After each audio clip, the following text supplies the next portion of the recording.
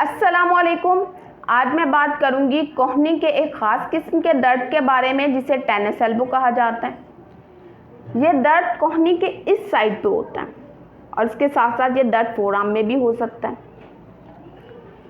और ये दर्द ज़्यादातर उन लोगों के होता है जो रिस्ट की एक्सटेंशन बहुत ज़्यादा करते हैं, यानी कि कोई ऐसा काम जिसमें आपकी रिस्ट की ये वाली मूवमेंट बहुत ज़्यादा हो, तो उसकी वजह से अगर आपको एल्बो में इस जगह पे पेन हो तो ये टेनिस एल्बो का पेन हो सकता है।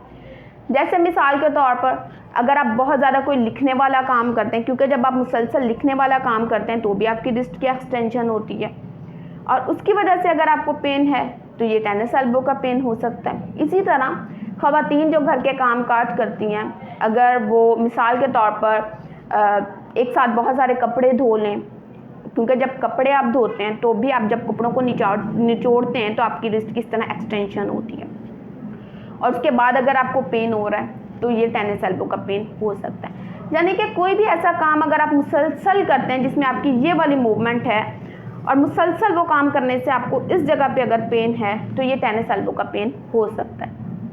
अब जब आप डॉक्टर के पास जाते हैं तो डॉक्टर इस जगह पैल्पेट करके देखते हैं। जब डॉक्टर यहाँ से पैल्पेट करते हैं तो मरीज़ को एकदम से शदीद किस्म का दर्द होता है। उसके अलावा जैसा कि मैंने कहा कि इस तरह की मूवमेंट से मुसलसल इस तरह की कोई भी मूवमेंट आप करते रहें तो आपको ये पेन होता है। तो डॉक्टर कहते हैं कि इस तरह मूवमेंट करवाते हैं और यहाँ से रेजिस्ट करते हैं और इस तरह करने से अगर मरीज़ को इस जगह पे दर्द है तो ये पता चलता है कि ये टेनिस एल्बो का पेन है।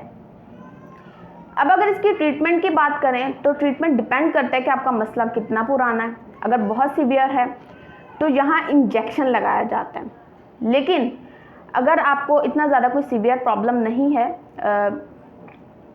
थोड़ा बहुत मसला है, तो उसके लिए सबसे पहली चीज़ है आपने रेस्ट करना है।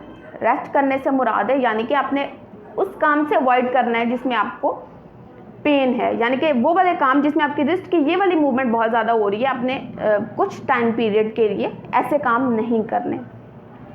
और उसके अलावा आप टेनिस एल्बो बैंड भी यूज़ कर सकते हैं। अगर टेनिस एल्बो बैंड है वो यूज़ कर लें। उससे ये होगा जब आप थोड़ा काम काज करेंगे तो यहाँ से ये वाली जो मूवमेंट होती है, वो मसल्स जो ये वाली मूवमेंट करवाते हैं, दरअसल वो एक टेंडन के थ्रू यहाँ जाके अटैच होते हैं। जब आप ये मूवमेंट करते हैं तो टेंडन जहाँ अटैच है वहाँ फ्रिक्शन डेवलप होती है और आपकी इन्फ्लामेशन होती है और दोबारा से आपको पेन होता है। जब आप वो बैंड यूज़ करेंगे तो यहाँ फ्रिक्शन डेवलप नहीं होगी, तो ऐसा ऐसा आपका टेंडन जो है वो हील होगा और पेन कम होगा। लेकिन अगर मिसाल के तौर पर आपके पास टेनिस एल्बो बैंड नहीं है यहाँ, या फिर आप जिस जगह रहते हैं वहाँ से नहीं मिलता, तो फिर आप सिंपल जो एल्बो ब्रेस है वो भी यूज़ कर सकते हैं। उसके अलावा आप कोल्ड पैक का इस्तेमाल कर सकते हैं। अगर कोल्ड पैक नहीं है तो बर्फ़ को किसी शॉपर में डाल के आप 15 मिनट के लिए बर्फ़ से यहाँ मसाज करें, दिन में 3-4 दफ़ा।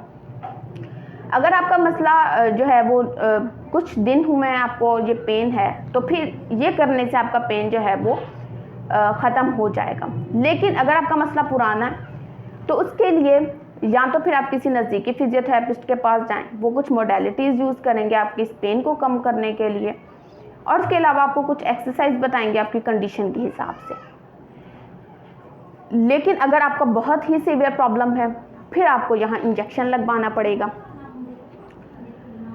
लेकिन मैं यही कहूँगी कि अगर थोड़ा बहुत आपको मसला हो आप उसी वक्त ट्रीटमेंट ले लें, क्योंकि काफ़ी पेशेंट जो हैं वो यहाँ इंजेक्शन लगवाते हैं, वक्ती तौर पर उनका दर्द जो है वो कम होता है और वो समझते हैं वो बिल्कुल ठीक हो गए, दोबारा से वो काम करना शुरू करते हैं और दोबारा से उन्हें पेन स्टार्ट हो जाता है।